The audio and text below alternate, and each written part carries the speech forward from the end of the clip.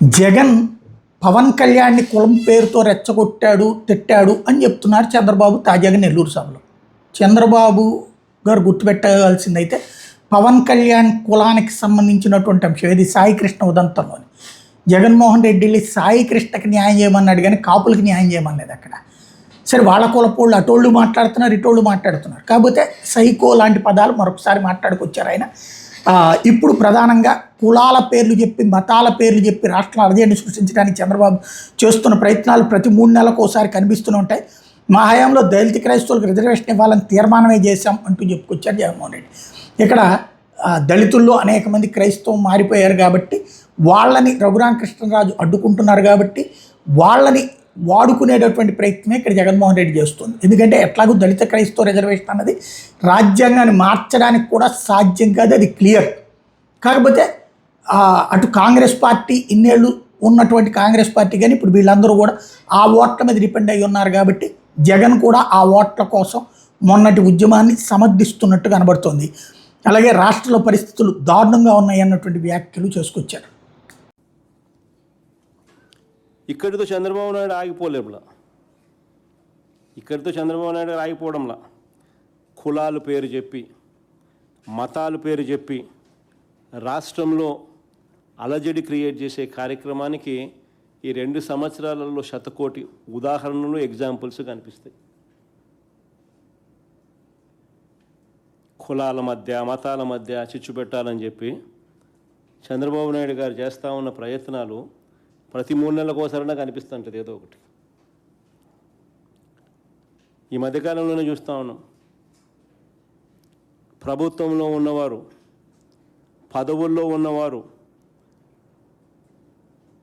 ప్రభుత్వంలో ఉన్నవాళ్ళు, పదవుల్లో ఉన్నవాళ్ళు దళితులను, దళిత క్రైస్తవుల సహా ఇతర కులాలను టార్గెట్ చేస్తూ అన్యాయంగా, అవమానకరంగా మాట్లాడుతూ ఉంటే ముఖ్యమంత్రి అనే వ్యక్తి ఇలాంటి వ్యాఖ్యలు చేసే వారిని ఏం చేసినాడు? దగ్గరుండి వెనకాల నుంచి ప్రోత్సహిస్తాడు. ఇది మన కంటికి కనిపిస్తూ ఉంది. రాష్ట్రంలో ఎప్పుడూ కూడా లేని విధంగా మత విద్వేషాలను అగ్గిరాజేసే ప్రయత్నం చేస్తూ ఉన్నాడు. దళిత క్రైస్తవులకు రిజర్వేషన్ ఇవ్వాలనా లేదా?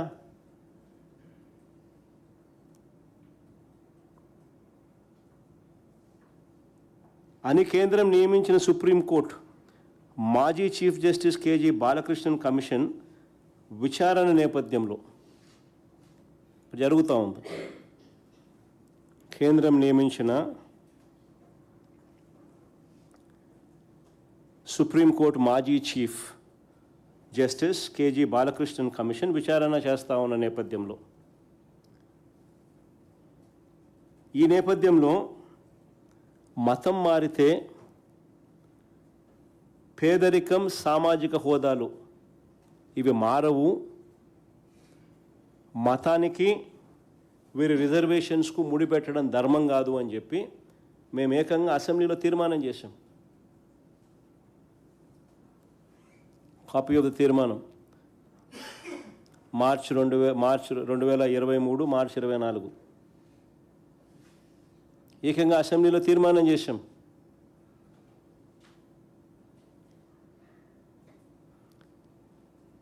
రిజర్వేషన్లకు మతానికి సంబంధం లేదని, మతం మారడం వల్ల వాళ్ళ ఆర్థిక హోదాలు, వాళ్ళ ఆర్థిక పరిస్థితులు, సామాజిక పరిస్థితులు ఎటువంటి చేంజెస్ జరగవు. సో రిజర్వేషన్స్కు మతానికి మధ్య ముడిపెట్టడం సరికాదు అని చెప్పి తీర్మానం చేసిన తర్వాత ఇదే బాలకృష్ణన్ కమిటీ ఇప్పుడు ఏదైతే అధ్యయనం చేస్తూ ఉందో ఆయన దగ్గరికి మా టీం పోయింది. వైఎస్ఆర్సీపీ పార్టీ తరఫున టీం పోయింది. పోయి ఆయనకు ప్రజెంటేషన్ ఇచ్చింది, రిప్రజెంటేషన్ ఇచ్చింది. గట్టిగా ఇదే ఆర్గ్యుమెంట్ను వినిపించింది. నేను చంద్రబాబు నాయుడుని అడుగుతా ఉన్నా, నీ స్టాండ్ ఏంది అని. చంద్రబాబు నాయుడు గట్టిగా అడుగుతా, నీ స్టాండ్ ఏంది చంద్రబాబు అని.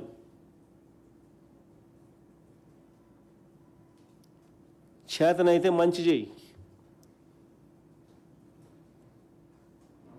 మంచి చేయకపోతే ఈ మాదిరిగా కనీసము విద్వేషాలన్నా రెచ్చగొట్టద్దు.